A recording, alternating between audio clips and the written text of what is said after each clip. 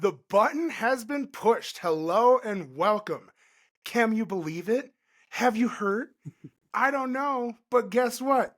We got a big guest on this week. Shay, welcome back, motherfucker. Hey, buddy. God damn it. I fucking ruined it again. You YouTube hates me. YouTube hates me. Yep. Fuck it. Fuck YouTube. Fuck you, YouTube. They don't like that I swear within 15 seconds and they demote our shit. And I'm like, and someone's like, just do an intro. And I'm like, well, that's somebody that Makes sense, yeah. that makes sense. But believe it or not, we have the one and only Cam Herdt. What's up, Cam? What's up, guys? Dude, thanks for having me on. Dude, how excited. could I not, right? So if you don't know, Cam is an integral part of our scene. He is not only a comedian, but a podcaster. He's a Phish kid, so I'll let that one slide. We'll talk a lot about that, and we'll judge, jury, and executioner here. I can't wait. But you did get me because as much as Shay hates the Grateful Dead, and I will constantly say that, you're That fucking... is slanderous lies. Eat a dick, buddy. Slanderous lies. Eat I a had dick. people come up to me at shows and be like, why do you hate the Grateful Dead? You're an asshole. And I'm just like, God damn it, Cody. Bro, I saw Cam's fucking Bob Weir impression, That was and amazing, by the and way. I was like, I love this man. Like, I love this man because not only is the impression spot on, but you like know the personality and then you use that in your jokes. So if you guys haven't, go follow this dude. It's at Cam Herdt, CamHerdt, and your podcast is The Best Show Ever, right? That's right. Yeah. Nice. So welcome, buddy. How's it going? Dude, great. Great to finally chat with you guys. Finally meet you. Yeah. You know? Man, fellow music scene hilarious fan guys. I don't know what our genre is, but that I play Town Idiot. So right. I play it well. I lean into that bitch real hard. Fuck yeah. Drunk? Question mark? Town baked guy? Yeah. I could be Yeah. town Oh my baked God. guy a little bit. God, who is it? But so, Cam, how the fuck, like, people know how this started for us and like the poster folding and chair tossing thing. Yeah. How the fuck did this start happening for you? Like, how did you start? Like, obviously you were a part of the scene, and I'm sure you like have always been funny. But, like, how did this journey start for you? First off, I cannot tell you how much I loved the poster folding video the first time I saw it. I'm like friends with so many poster artists who were like, this guy fucking gets it. You know, like, it's a piece of paper, man. But the bits on my end, like I did a lot of Second City comedy in Chicago, like a lot of that. No shit. That's yeah. awesome. Yeah, that's kind of where I got my start. Maybe like 2015, 2016 is where I did everything on stage, and it was no online kind of anything at all. And Did then you like start at open mics? Yeah, just did open mics, did like all of the Chicago open mics, like Cole's and the Laugh Factory and all that stuff. And then also did like the sketch comedy thing. And so I was doing a lot of like sketch writing at Second City, or like improv into sketch stuff, which is like everywhere else in the country, improv is like really tough to watch. But like Chicago is like this like kind of hub for it. And it was like high stakes and cool. And there was all these great comedians from all over the country that moved there to do it. And so I felt like I was always seeing every single night like some comedian who I'm like, that guy should be famous, or this girl should be famous, or whatever it was. And so like really cool area to get started in comedy, but like really started doing never did like jam band bits through all of that. Like I think all my comedy friends knew I would like go off to the woods and take acid for Phish shows or something, and they didn't know what that was, but they they were like, I don't know what that is either. It's living's what it is. It's living, but they didn't, I didn't really cross that over. Like they knew that like I could play a hippie guy, or like, if we're talking about pot, I'll know what we're talking about, whatever. But like, it wasn't until kind of like after the pandemic, a lot of that community in Chicago either moved to New York or LA to kind of like take that next step in their careers. And so I went to LA with a couple of friends, and I was working on some sketches and trying to get out this like sketch show that was taking a long time to make and a lot of money. And so I was like, I'll make a TikTok. I'll just like rip off some jokes like really easy that I know that I think are funny. And I think like the fourth one of those videos was like I was about to take my friend at the time who had never been to Phish to a Phish show. And so I made a video of like POV, you're bringing your friend to your first Phish show. And like that one did well. And I was like, I'll do another one. And now I've done like fucking 150. So what you're telling me is that you have and yourself into this position, basically. Hey, he gets it. Exactly. Yeah, I get it, dude. Fucking Second City, the improv scene, dude, that's hysterical. That's Yeah, awesome. man. Yeah, man. And so that was really like, that's all the beginnings. Was doing all that in that's not Chicago. the beginning. So were you like a class clown? Because like you don't just fucking get into stand up, right? Like Yeah. we all know that this is like something that we're born with and then we like chase, right? So like were you always, do you have brothers and sisters? Like I know you have a brother because you always, I think you just made a very heartfelt go eat a dick brother birthday post. It's a And I piece was of like, shit. yeah, Love 'em. like, yeah, fuck you, guy. Yeah, right. But like, did it start at a young age? Because I know for me, like, I was doing impressions like in elementary school, like trying to recreate sounds and like always chasing like that laugh, right? So is it similar to you? Yeah, I feel like that's how I made friends when I was a kid, was like knowing the lines to Austin Powers or like whatever movie, like Adam Sandler movies or whatever. Like that's how you made buddies at lunch, And but it was also like, my dad's side is all, 5 brothers. My mom's side is 2 uncles, and those guys were all like Chicago hilarious guys, like truly all characters unto themselves. And so just to like hang out in the family, I felt like I had to like. Were they know as all the much of a SNL joke as your sketches. football team? All right, now see, that's where we were doing a nice thing. Where you, He came onto this show to elevate us. That's just You're like, right for the jugular with that listen, shit. this Yeah. motherfucker dons the Bears gear and the Ditka stash. So, was that? Oh, I didn't even realize that's what I was wearing. I had listen, no idea. Cam, I was crazy. respectful. I didn't even have the hat on. I got Yeah. nothing, right? But I had to take my fucking shot. So, but yeah, like, I mean, Midwest, it's like, it's how you get through the winters, right? It's like you drink and laugh at each other. And like, Yep. you make fun of your friends and you make fun of your family. And then some outsider comes in and they're like, oh my God, why are you guys talking to each other like this? And it's like, because we love each other. And like, Oh yeah. People will say that about me and my brother all the time. Like, man, I don't know how you and your brother talk to each other like that and still have a relationship. And I'm like, that's the whole thing, is us shitting on each other. Like that's You've clearly never had a brother, if that's yeah, like that, dude. exactly right. If I ever got a phone call from my brother and he's like, Shay, I just wanted to reach out and say I love you, I'm proud of you, I would immediately assume the next sentence was, I have terminal brain cancer. Yeah, Oh, truly. yeah. Like, I was like, what's Yeah. wrong? What's going on? Yeah. they're like, I'm not okay. Be like, God, I'm proud of you. What? Why? What happened? Tell me. You Like, okay? We go off to these weekends where we watch a bunch of music and, get hammered and whatever and get in touch with our feelings in that way, and in the meantime, we are shitting on each other like brothers should, Listen, we've all been in another galaxy hugging a friend or a family member, crying and reminiscing, right? Yeah, 1,000%. Like, so was it the similar where like the comedy had always kind of been in there? Was the music in the jam band scene, or what was your like? Because Shay and I, we were talking about it. We actually went down for a bluegrass show through a snowstorm in Colorado Springs to see our boys in Magoo open for Shadowgrass. Yep. And then on the way home, we had a fucking 90s rock fucking jam the whole way home. And it was fucking epic. But it was funny because like Power Man 5000 and Limp Bizkit and Pearl Jam and like all this like fucking fun stuff. And it's like still nostalgic, but then we're like going to listen to fiddles and banjos, right? And like some other stuff. Right.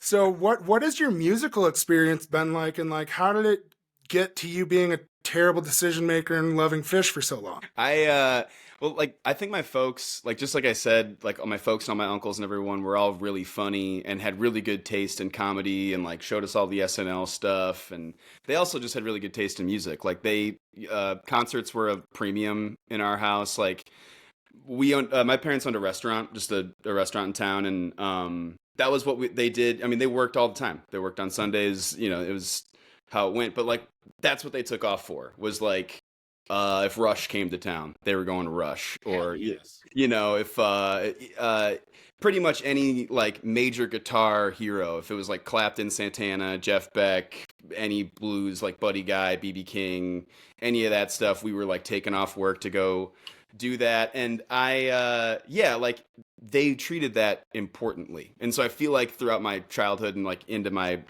early adult life, it wasn't like, I mean, of course, concerts are a place to go party and, like hang out with your buddies and whatever. But it was all like through the whole time, concerts have always been like, this is an important thing and you can save up money and then go see your favorite artists and stuff. And I did that with comedians too. Like that was a big part of moving to Chicago, was like just to see more stuff. So were you not from Chicago? Were you from a different part of Illinois, or where'd you grow up? So I was born in Schaumburg, outside of Chicago, one of the famous suburbs of Chicago. But then, and my parents owned a pizza place in Addison.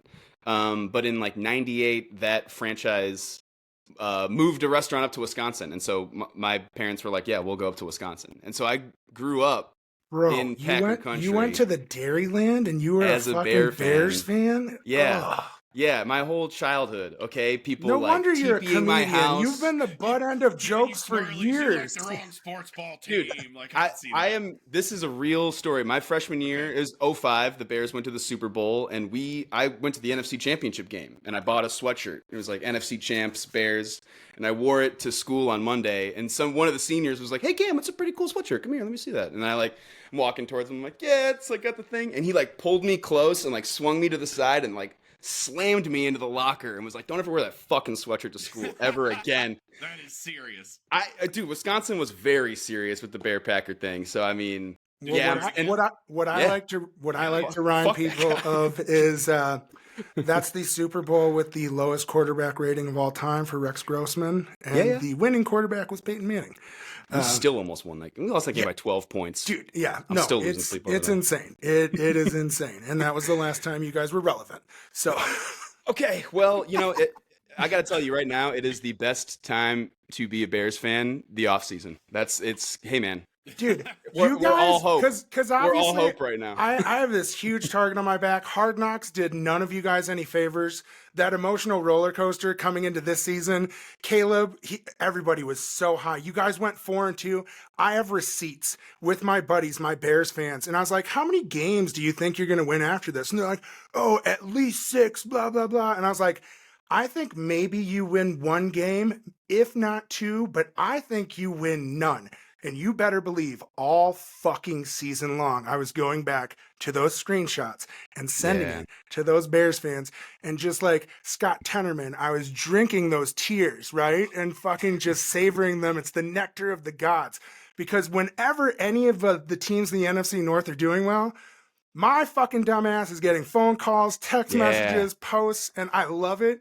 But I'm here for the shit talking, and that's my favorite part. And that's also transforms into like music scene, right?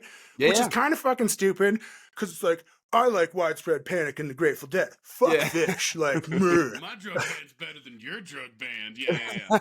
But it's the same type of loyalty. Like you still like are rooting for your team, like you're like, and you also see the enemy. Like, I can spot a Packer fan even not in their stuff. I'm like, that fucking guy. God, he loves cheese. Look at that body. Look at those curves. Look at this fucking guy. Fucking loves cheese. That guy can outdrink me for days. I can even spot a skinny Packer fan, no problem. Oh, God. Yeah. They just look like, who's the governor? They look like the governor. That guy. Like that guy. The Wisconsin governor, whatever his name is. The guy who looks like Tim Cook. See, and so this is the thing, is everybody's like, "Oh, hey, bro, what part of Wisconsin are you from?" I'm from the Big Island of Hawaii. I just found that out. I was like, oh, shit. Well, because everybody's like, "Wait, what the fuck?" And I'm like, "Yeah, nope, totally born in Honolulu on the east side of the Big Island in the small town of a jungle of 400. I did move to Minnesota at 13, 1998, year of Randy Moss. The Vikings went 15-1, and I had to listen to those purple fucks the entire year, and that solidified me as a Packers fan. Yeah. And so there's things. Like hockey. Yeah. We both grew up on enemy territory then. We both grew up on enemy territory. 1,000%. Like, so we know, and that's why, like, for me, I use my humor to, like, get through that stuff. But luckily, I came out of it on the right side of, like, following bands with taste. So how the fuck did you get into Phish? And I'm just gonna keep Jesus Christ. just gonna keep doing this. And these Phish kids come after me, Bo. So fuck them. But I don't care. But like, you are loyal because you not You're only like, do you Cam, like, come on the podcast, man. We'd love to have you on. Make you feel bad, bro. On a fucking shit on Phish constantly. Listen, This Trey's is how never I'm- getting on my show, okay? I fucking know that. And I have to be the heel to the Phish kids. That's totally cool. Fuck them. I love them. I saw Trey at Dead 50, okay? So the dude fucking rips. But like, am I missing something? I have no idea that Phish people hate you. I've got no hate in my heart for you whatsoever, dude. Like, since the moment I saw the first thing. Man, honestly, you just got to get to know him. Like, It's you know what I mean? Like, it's just one of those natural progressions. Like, yeah, it's great. Like, I met Cody a year ago, and I'm not gonna say I hate him. it's an acquired hate, you know? Cody's great, you know. yeah. No, it's definitely it is real. It is a real emotion, and that's okay. But like, no, not all Phish kids, but like, I definitely have said like I'm not into the bubble tunes and like the whimsical shit, and I don't know. And then I have like a Goose poster over here, right? So like, people are like, "What the fuck, dude?" And I'm like, "Yeah, no, Rick fucks," and they're like, "What?" And it like infuriates them, right? And so like, to be honest, at this point, like, I just lean into it, right? Oh, yeah. Like I lean it. But it's funny to like hear these stories. Dude, okay, fine. I'm going to tell this story and I'm going to sound like the biggest fucking asshole. I was at Goose Fort Collins on the rail and we let these college kids in to get in front of us to ride the rail. And this kid's like, "Hey man, how many Phish shows have you been to?" And I was like, 2. And he's like, "Oh, my name's Trey." And I was like, "I feel really bad for your parents." And he's like, "Whoa." And I was like, "Yeah, that was probably a pretty fucking dick thing to say. Sorry, but like, but it was just like natural. And I don't even like hate Phish, but like, it's just not my thing, right? Like I tried twice, once in 1998 at the Target Center. And then I did a Phish Dicks, which was fucking amazing. Like the light show. Dicks is sick, yeah. And I got to see like Dark Trey or whatever they said, like Sith Lord Trey, I think somebody said it. Hell yeah. And like he was fucking heavy and that shit fucked.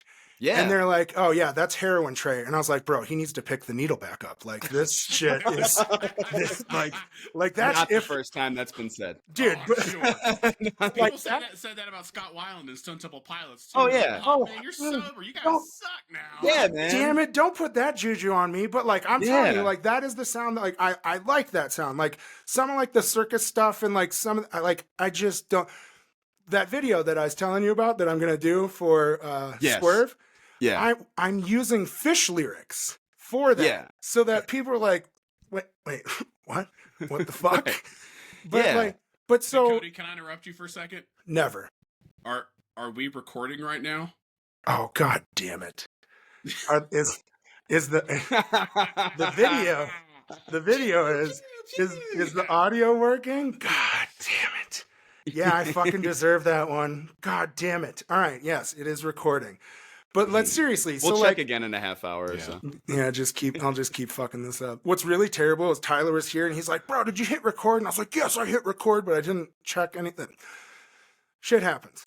Hey. Just like your first love for Phish. And I want to get to this and stop fucking putting me in the spotlight here. How were you introduced to it? Was it one of your uncles or how did you get introduced to Phish? Was it Alpine?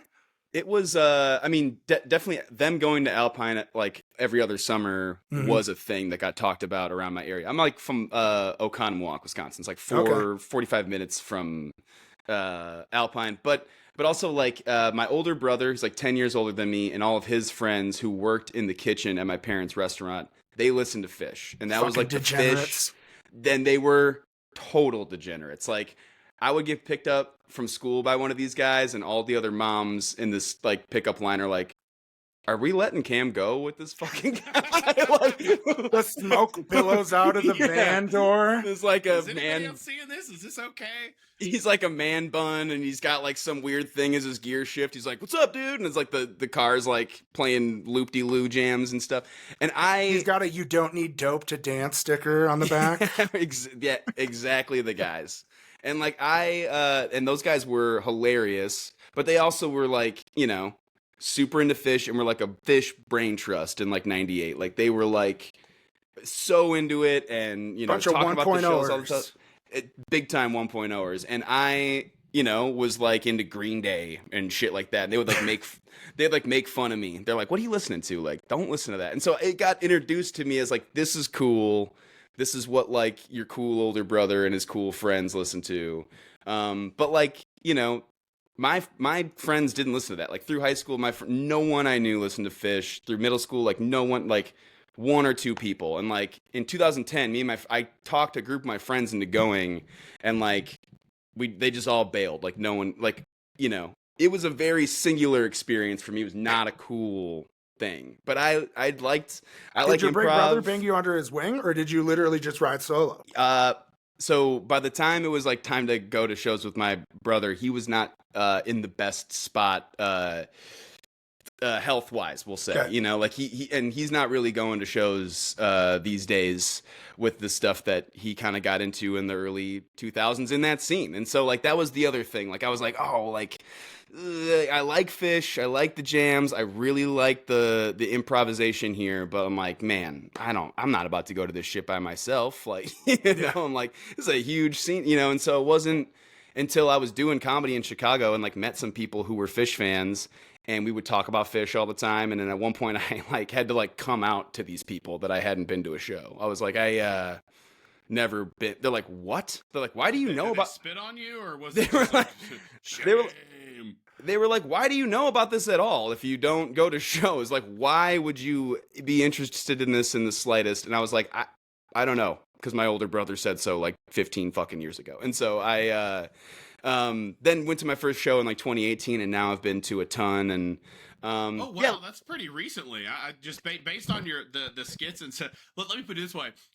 There have been a handful. Like when Cody reached out, was like, "Hey, we're going to interview this guy." I was like, "Why do I know the name? I don't know that fucking name, but I don't know who that is. Whatever." And then I started looking into. I was like, "Holy shit! I've seen so many of your videos that make me feel like you are personally attacking me in the scene." You know what I mean? So I was like, "Holy shit!" So that's wild that you've only been into this since 2018. That's awesome. But that's I've known that kind of guy forever, and for sure. and I've had those kind of from school.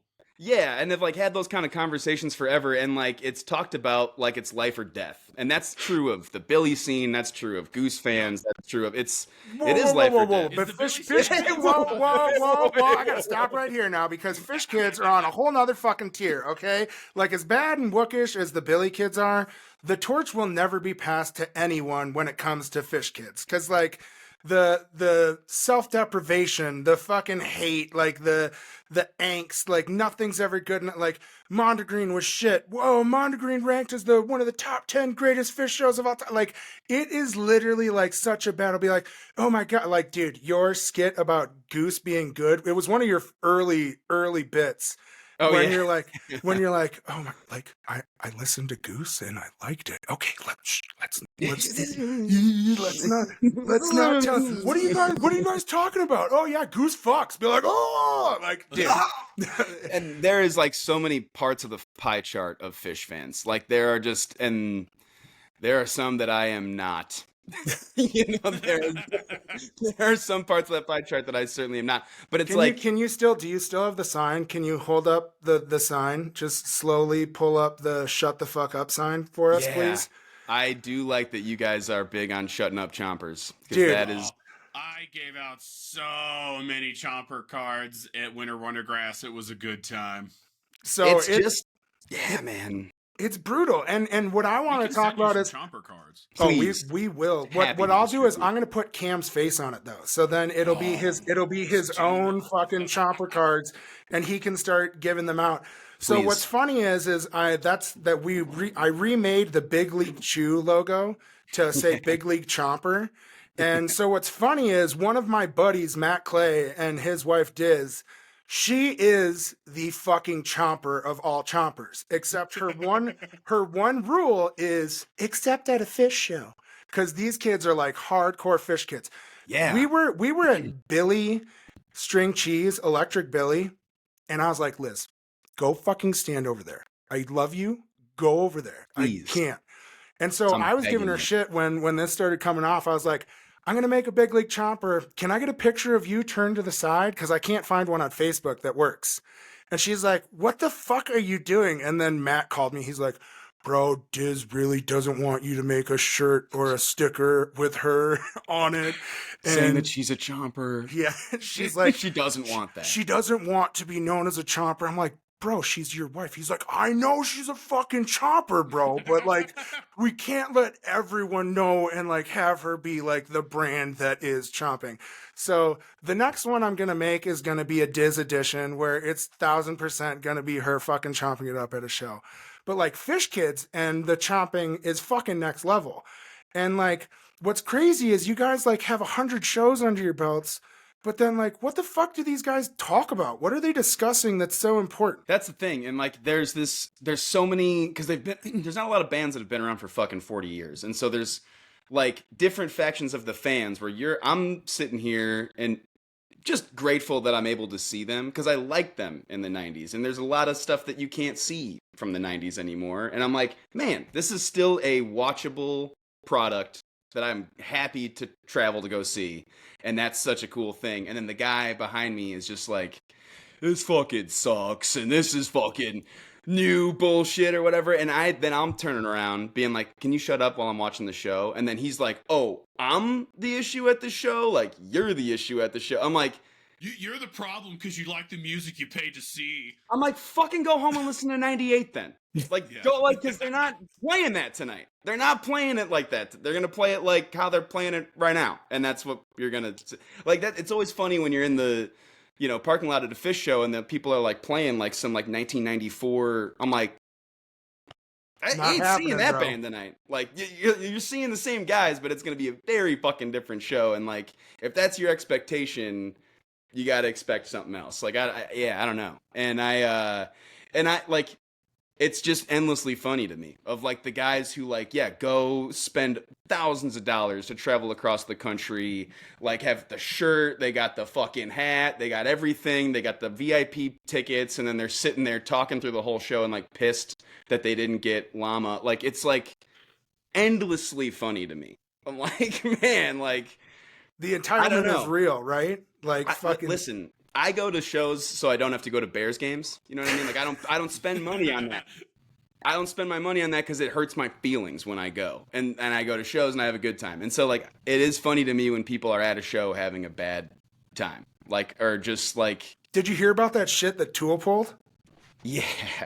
Dude, that's not good. So it was like two unique days and sets of Tool on the Sand in Punta Cana in the Dominican Republic. Yeah. And Maynard came out, and the first day fucked, and everybody was like super stoked. And then the second day they came out, and like 4 of the first 6 songs were repeats of the set the day before. Oh. And it's only an hour-long show, so that's half the show. Half the show. That's half like the show. I have, man, one of my buddies, Joe Manley, love you, buddy. He gets on me about that because, like, I have a very soft spot in my heart for Tool, but most of my love for them, this is I like Tool 1.0, but like what I grew up with was everything up until Lateralis. Yeah. Anything in that realm I'm into. After that, it gets a little picky choosy for me. Excuse me, but like.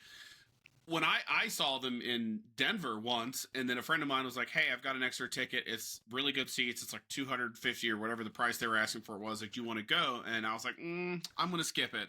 And then the next day I looked up, and it was almost the exact same set, except for 1 or 2 songs. Now, I get that, like, if you've got your show choreographed to a very specific type, very specific set list or whatever, but, like, that would make me so mad because, like, their Maynard isn't running around dancing to. Well, their catalog is massive at this point in terms of that. Yeah. Kind of, like, they've got so much stuff. Like, why don't you just coordinate 2 nights with visuals that are different each night? Anyway, what I loved is Phish Kids are everywhere, right? And they had infiltrated this post. And the person that commented, and I don't even know if this is true or what it was, but I fucking laughed out loud. He goes, "Oh, you think that's bad? Trey slept through a 4-day festival once and nobody bitched at all." like, yep, all right, totally fucking get it. It's dedication. Yeah, and those guys don't really jam, so it's not like you're getting like a different version of whatever. It's the fucking same. They're nailing it. It's what you're getting. But that's what's funny is when people think about us and going to jam and like seeing the same things, right? And it's like, oh, wait, they're not playing the same set or the same songs every night. And then for you, for like doing your stand-up comedy compared to like your shorts and your reels and your videos that are getting out there in comedy, people are obviously expecting one thing. And so then you're still doing stand-up, right? And you're doing shows and you're traveling around. So then how is it that balance? Because like, I know a lot of people have seen like crowd work with these Instagram videos, right? And then they go and see somebody on stage and they're like, wait, they're doing like an actual show, right? And their expectation was just the crowd work. So how has that been to like get this popularity from these videos, but then try to like transition that into your bits and what you're doing on stage? Well, what's cool is now I'll get booked around some music stuff, which is not always like a comedian's job that they want. Like getting booked at a music festival or at something where music or where comedy like isn't the focus is a very tough. You got to get people's attention, and it's a little bit more of a harder ask. For me, I love it because I'm going to talk about what's going on at that show or that festival or whatever it is, and like, you know, improvise through that. And so I'm not really relying on the audience to get me through any part of the show, but I don't really bring too much material with me. It's all like, let's talk about what's going on in the room, like right now. And so, you don't always get to do that at comedy clubs. Like if you go tell it's a club owner, like, I'm going to improvise for 15 minutes tonight. They're like, well, then you're not going to fucking go on stage. What are you talking about? Like, what's the material? Or like, I need like, to see. Surprise, you're going to find out. We're like, because I don't know yet. Right. They're like, no, what's your 15? Like, send it over. Let me see it. And a lot of these people at these music festivals, especially in our scene, are so down. When I say the word, I'm going to improvise, they're like, oh, hell yeah. And so that's been super cool. It's almost as if like now I get to do what I actually want to do.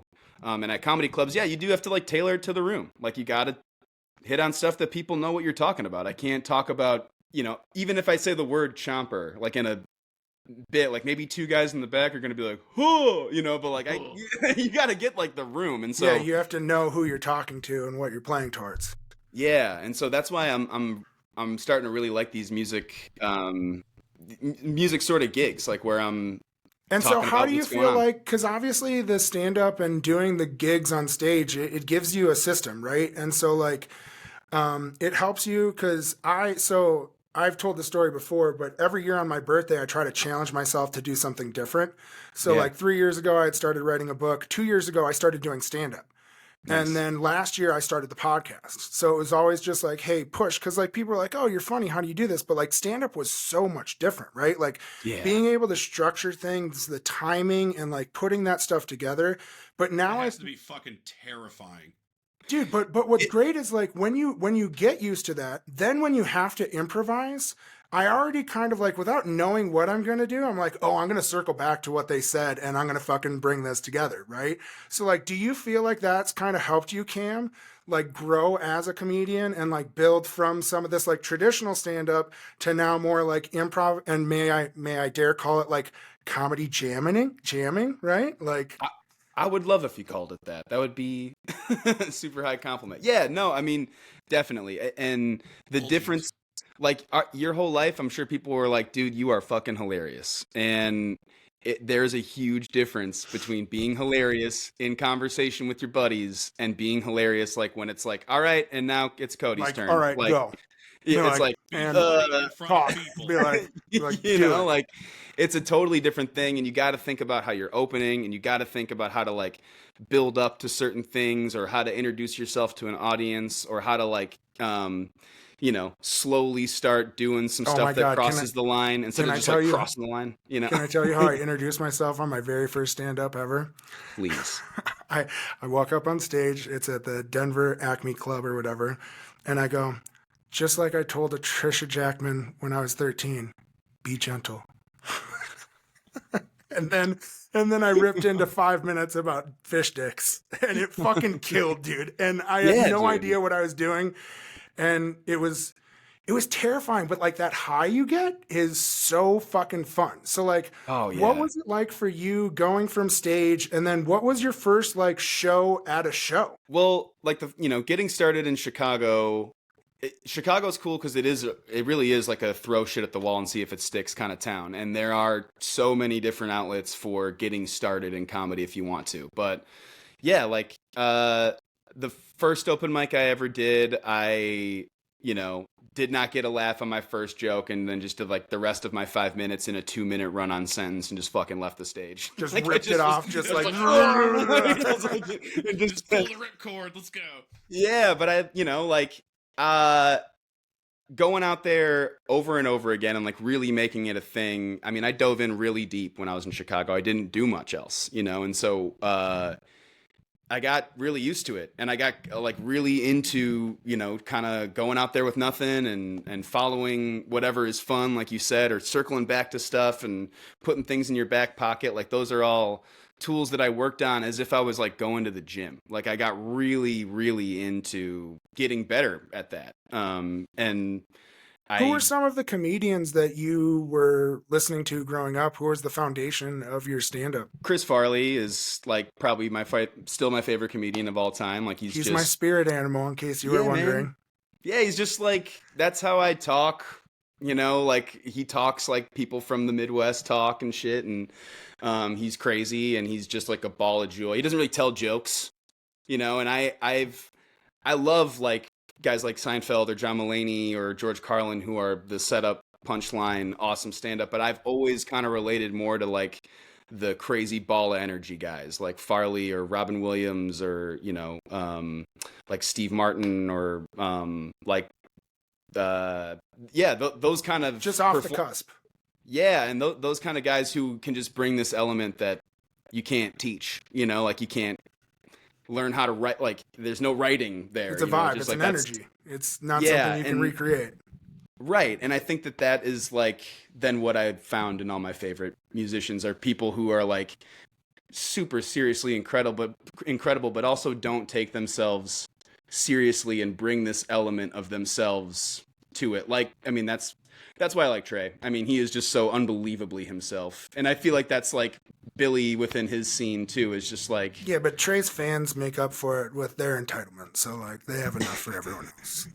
I was just waiting for that. I'm just trying to get more. You're just setting them up now. You're just setting them up and not. Okay, yeah. so now you're starting to do this. Be nice to our guests, Cody. Fuck Cam. No. This is like fuck you, Cam. Yeah, make it like Cam. the Dick's Last Resort of podcasts.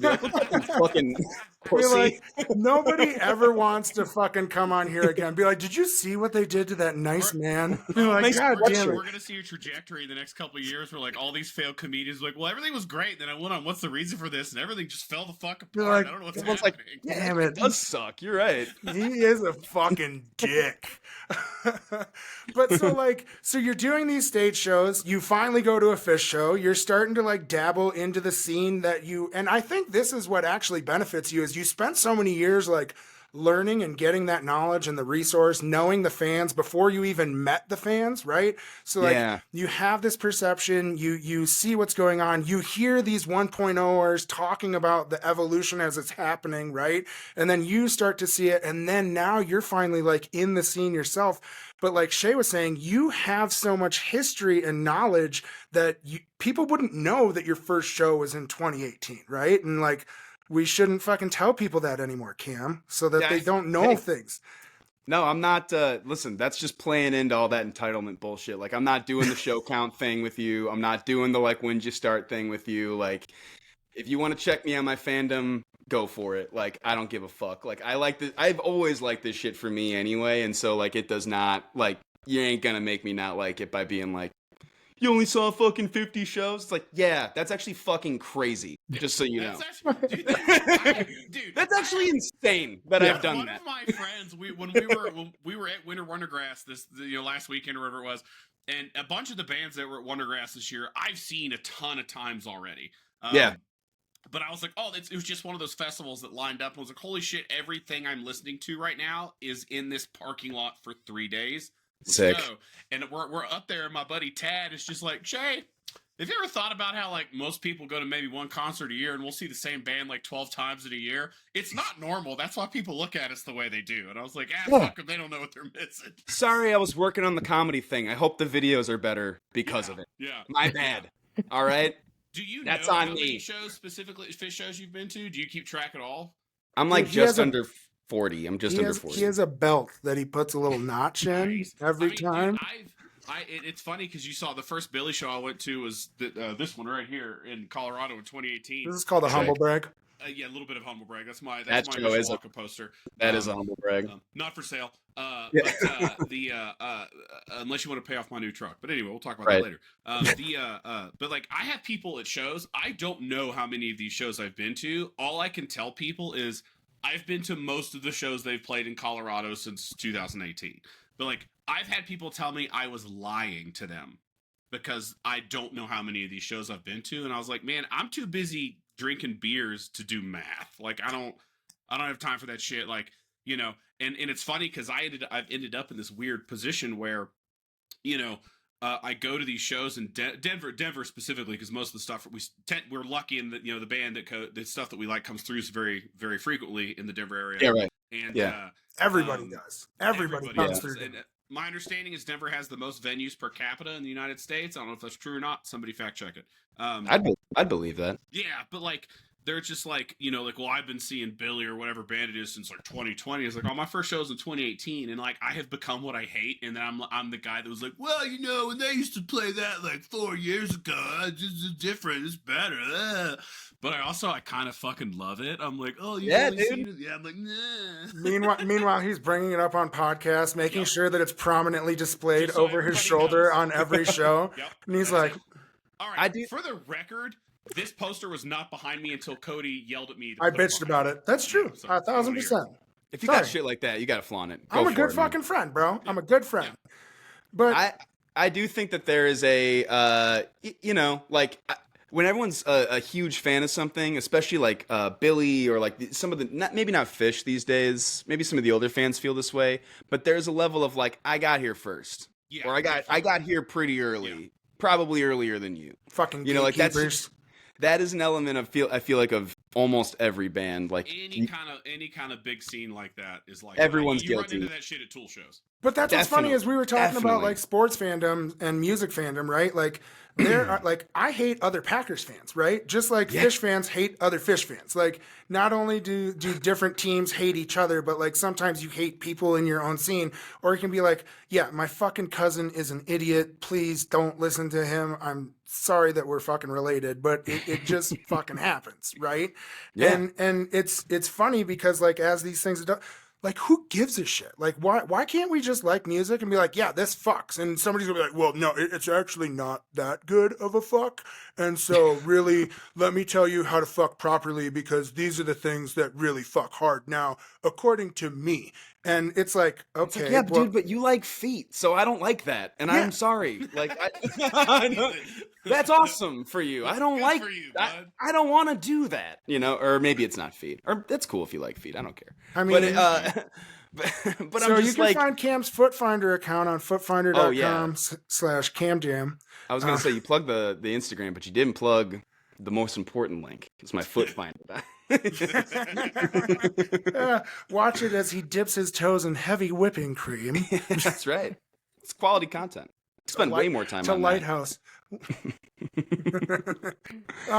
But okay, so fucking, I still want to get back to this journey because you literally just got off the boat of playing fucking Jam Cruise, bro. Holy shit! But- Yeah, I saw the Yeah, Jam Cruise videos. but That's but fucking listen, amazing. before you get to Sick. Jam Cruise, what was like the first music show, like outside of like traditional stand-up comedy, that somebody had reached out, and how far along were you in your journey in social media and making your videos before they started reaching out to you for stuff like that? It was not this year, but last year's Night Zero Goosemas party. They are like, we're putting together a band and we want you to host it and we want you to do comedy at it. Is that even something that you would do? And I'm like, I would much rather be doing live shows for everybody than posting these videos all the time. Hell yeah, let's do it. So you were And- emceeing it.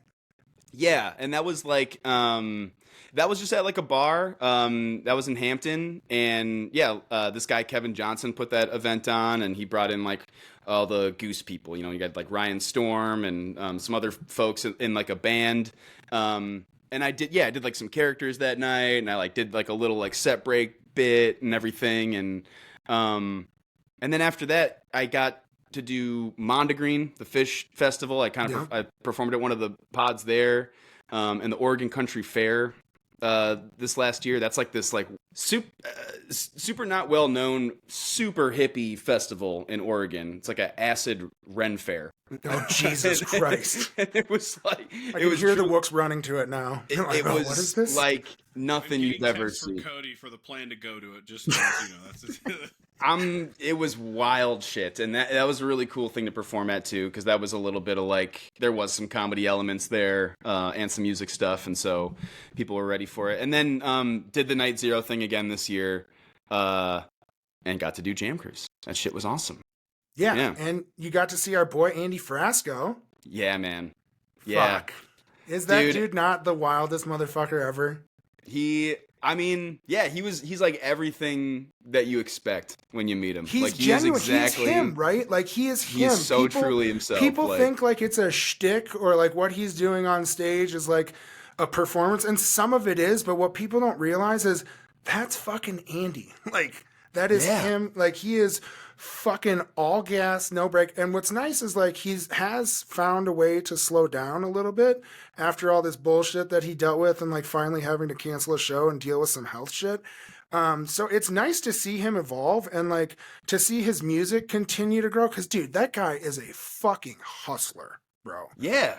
And like, I mean, truly one of the best frontmen you could see for any band. I mean, like that guy creates energy, and like he was just like perfect for Jam Cruise, because Jam Cruise is like a sit-in Super Bowl. Like everybody sits in with everybody else's band, and so like Andy's show is already fallen apart at the seams. Like it's already off the rails, and so he's got like a marching band going through, and all these other people singing, and like 6 dudes, playing guitar on stage. Like and he's playing like early 2000 emo covers. Like yeah, right, yeah, and just getting to meet the guy and hang out with him too. Like I mean, just super fucking nice, and like could not have been more. So he's like, what do you want to do on the boat? Like, what can I get you involved in on my stuff? I was like, whatever you want, man. He's like, all right, who brought up the crowd surfing? That was him. He was like, of course he did. We were going to do the like crowd surf to a beer thing. And he's like, let's crowd surf to a beer. And then forth. And drink and beer race. But I don't know what happened in the moment. He was just like, Cam! You alone. Andy was like, fuck that. Go get him, champ. And he fucking sent him out there. And then I love it. One of our good pals, she took a picture of you and your fucking spread eagle in the crowd, and your face is just like pure ecstasy. And I'm going to meme the shit out of that for this episode so that we can fucking tease it. But like, how fucking cool is that to like go from like doing stand-up comedy, like learning about a scene, and then now becoming like an integral part of that fucking scene, man. It has been wild, dude. I'm sure that you guys both know this yourselves. Like, we're just guys who like to go to the show and have a good time and talk about it afterwards. Like, these are all bits I was going to be doing in a group chat with my brother and my buddy Willie anyway, and so like could not be cooler that people across a bunch of different musical scenes, like with Phish and Billy and the Dead and Goose, like that they're all cool with the stuff, and that it's allowed me to do some of the things that it's allowed me to do over the last year. Like I did not plan any of that, couldn't have, like there's no way I would have known any of that was waiting for me. Like in 2018 when I was trying to book comedy clubs, like I was not thinking like, oh yeah, and then I'll try to get Jam Cruise one day. Like that was not a door, like that's not that wasn't a goal in the sunset on the horizon. Be like, this is where I'm getting to.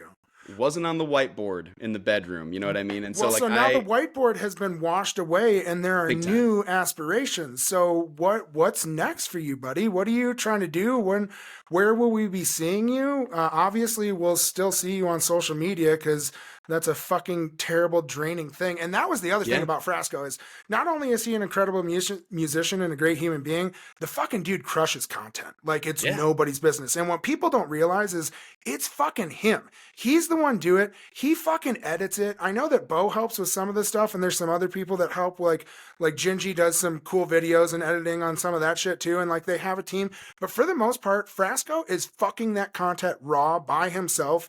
And dude, and it's constant. And you know this, like, and it is fucking hard. And so for us, that was the one thing that people keep asking us, like, is, hey, do more, and it's like, bro, that shit is daunting, right? So like, how do you deal with that as like now all this pressure, you got to this place that you never even thought was imaginable. And now you have to imagine something even after that, right? Yeah. Well, I mean, I definitely want to keep performing alongside the music thing. Like as long as I can do that at festivals or like do, live podcast kind of stuff or anything to bring it in front of an audience to have that like exchange is the best. That's I'm always looking for more of that. But yeah, man, I mean, like, again, I'm sure you guys have run into this yourselves. Like, just met so many people who like I think the videos are fun. I have a blast doing them. Of course, they're funny to me, and so that's why I post them. But then people will be like, man, thank you for doing these. Like, I connected with an old buddy.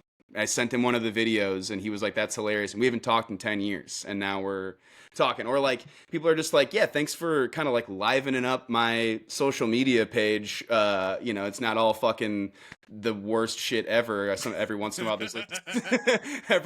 there's, like, some really dumb video where you're doing Bob as Frank Zappa or something. And that kind of stuff makes you want to keep doing it. Like, I'm like, I'll make 1 billion more of those then. No problem. Like, and I do not need to get anything out of that. It's been really cool to like you guys have been able to talk to some of your favorite artists, and I've done the same now through that. And it's so cool that some of the artists are down for the comedy thing. Like they're all want to talk about comedy and like want to talk about the videos, and like that has been the fucking coolest reward. But like, yeah, if it's making a couple people's day better by making some jokes online, happy to keep doing it. Like that's enough fuel, Man, I tell you, it's so funny. Cody, what episode number will this be for us?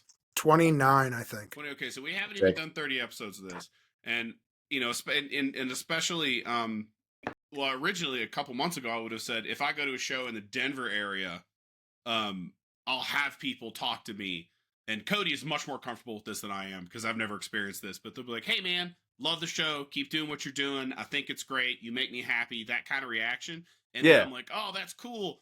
Little weird for me. And then I go to, my first out-of-state Billy show. I'm in fucking New Orleans for the New Year's Eve run, and I have people pulling me aside during set break and be like, I didn't know who you were until I heard you laugh.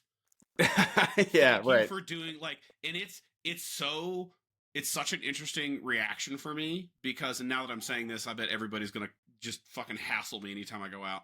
Yeah. I like it. And it really, it's very touching, and it means a lot to me because I'm just out here spewing dumb shit that amuses me, and other people also enjoy it.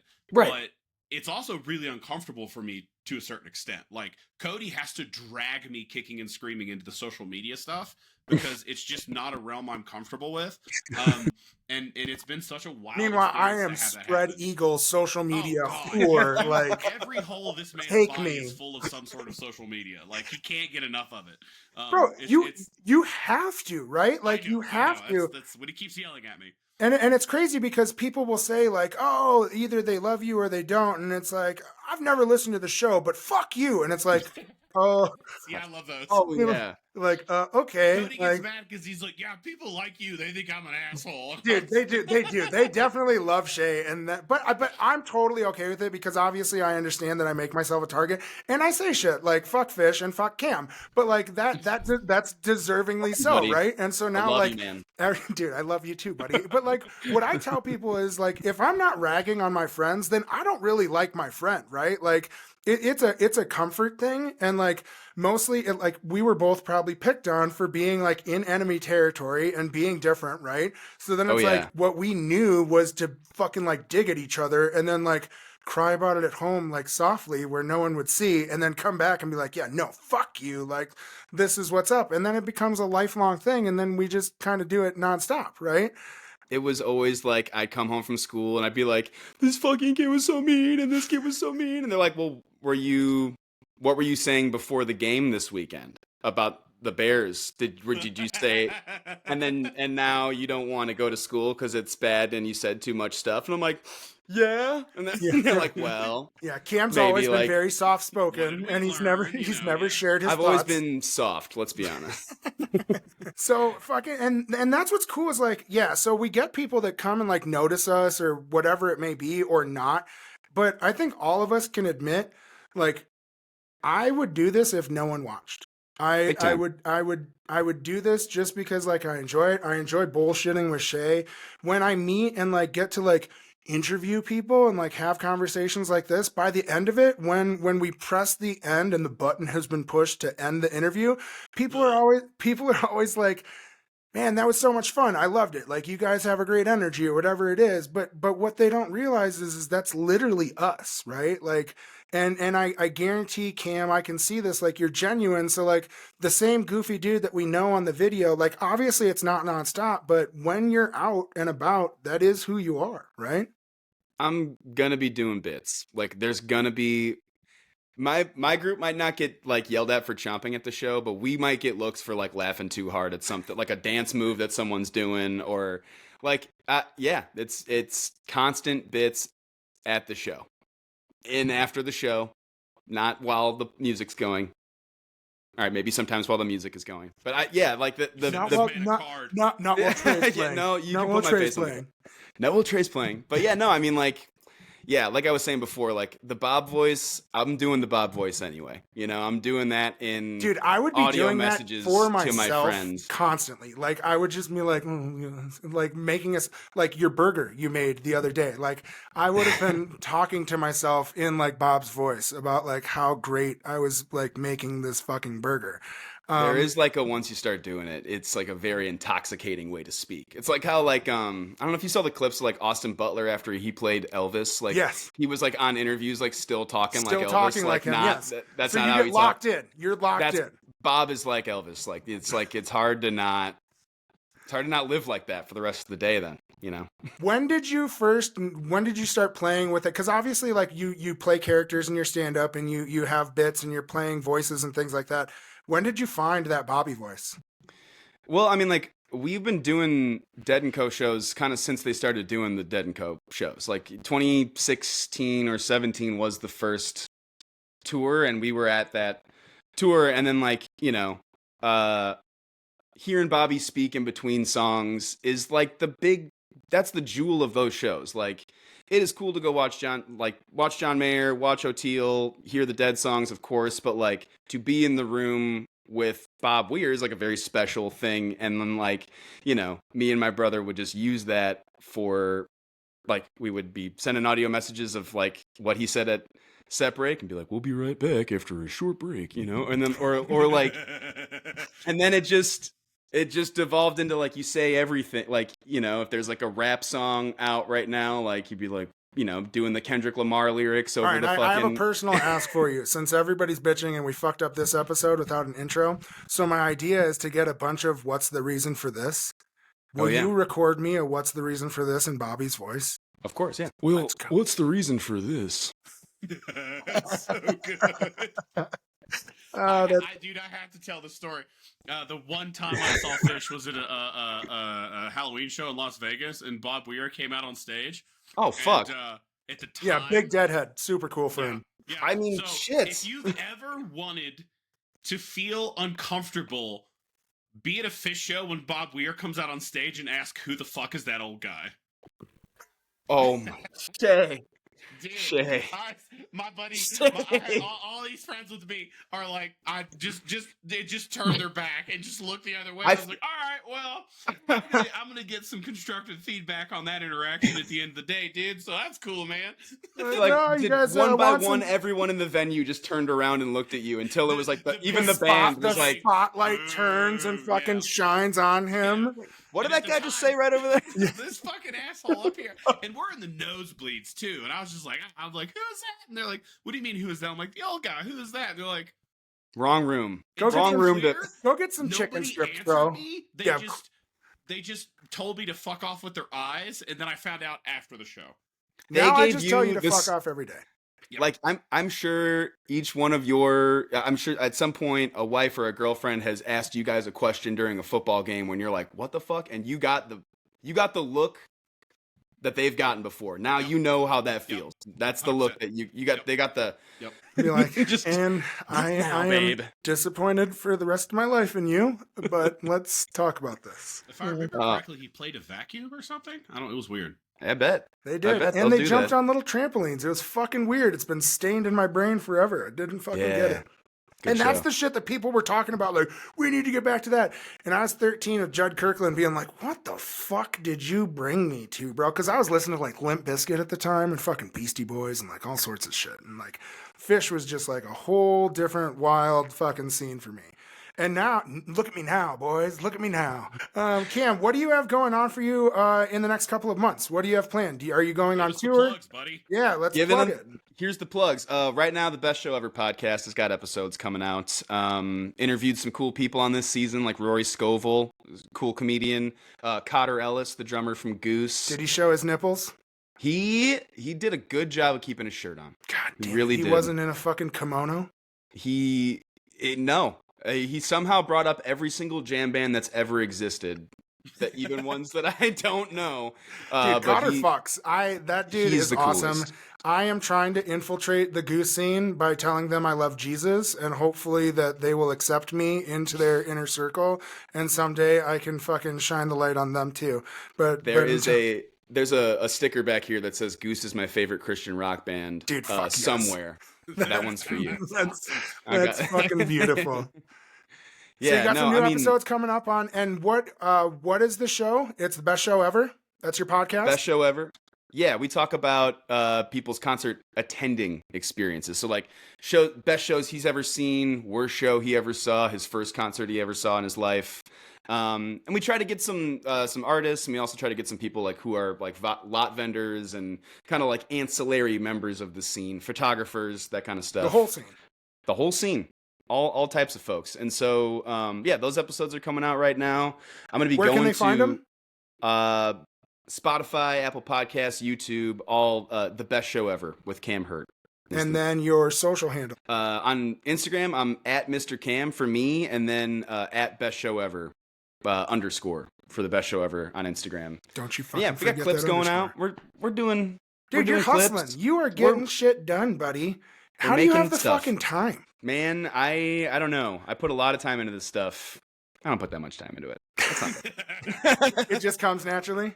No, all the clips are made. I use AI for everything. No, I'm just kidding. And No, all the haters are I like, I fucking told you. I fucking knew it. They're like, God damn it, I knew he was a fucking bit. It was, no, I mean like it's just me, and so I've got time to go back and listen to these episodes and clip them up right away and edit them and stuff. And so, like you guys were saying, I would be doing that anyway. And so, pretty pumped on that. And then I'll be going out to New York at the end of the month here and kind of doing some stuff with Dogs in the Pile. I'll say that right now. Nice. That's fucking awesome. I can't say too much about it yet, but those guys are sick, and I do want to plug those boys on this podcast, Dogs in a Pile. Cool Yeah, band. let's go. Cool band. Friends of the pod. Well, that's fucking awesome. Cam, I can't thank you enough for taking the time, buddy. It was awesome chatting with you. I'm looking forward to doing it again. You coming out for Phish and 4th of July? Absolutely, I will be out there for that. Oh, And God. dude- maybe I'd hang out with you at Phish at Folsom Field, and Where- we can fucking chomp it up. Yeah, man. As long as you promise to close your eyes and surrender to the flow, with Oh all my the God! love and As light. long as Yes. I listen, want to see as some long as I glitter. don't have to read, wanna- as long as I don't have to read a book before I come to see the Oh, yeah. fucking concert. Be like, no, bro, you got to read this book, and then you understand. I'm like, you guys are a fucking cult. Like, you literally have a book. You're a fucking cult. You guys are all drinking the same fucking Kool-Aid, and then the fucking Read the book, nitrous dude. scene on Phish is like a whole nother fucking level. But That's the next podcast. We'll talk about that another time. But that's dude, what I'm saying. I can't wait to see how that break, dude. Can't. Have you ever been to Boulder before, by chance? Not Boulder for anything Okay. of no note. Ted and Co or any none of those Yeah. shows. Never hit the Folsom Run. No, yeah, I So if wanted you're to. Oh, not the la- familiar with the town, Cody and all of our listeners will understand when I'm saying this. I can't imagine what a shit show that's going to be. Dude, it's Like, gonna. It's gonna. I'm probably not gonna be here. I'm going back east for some family stuff. But like, part of me is tempted just to stay back, just to see how it unfolds, because I don't think Boulder PD is ready for it. Well, we'll see how it goes. You're gonna have a good ass time. My promise to you, Cam, is if we meet up at Folsom Field for Phish, I will do Phish your way, and Yeah. I will give it a chance. I like that. I Right? like that. That's and then cool. I will shit all over it when it's Please. done, and we'll do a Please follow-up. do. Yeah, do the Clockwork Orange shit. Just take Cody's eyes open and just make him just all holes filled octopus garden with that shit, all the fish and everything. So yeah, that's what I'm hoping for. Let's I'm gonna put go. you on the rail with those people down there. Make you Oh Yeah. my God. yeah, Oh, fucking toss some Exactly. chairs. yeah. We'll get you down there with the tarps and actually change some things in this scene. Oh, Yeah. fuck. They're going to love You'll be- me. This is you'll going to be be picking- amazing. Picking Well- up blankets left and right. I can't wait. All right, brother. I appreciate it. Thank you so much. And everyone else, we'll catch you later.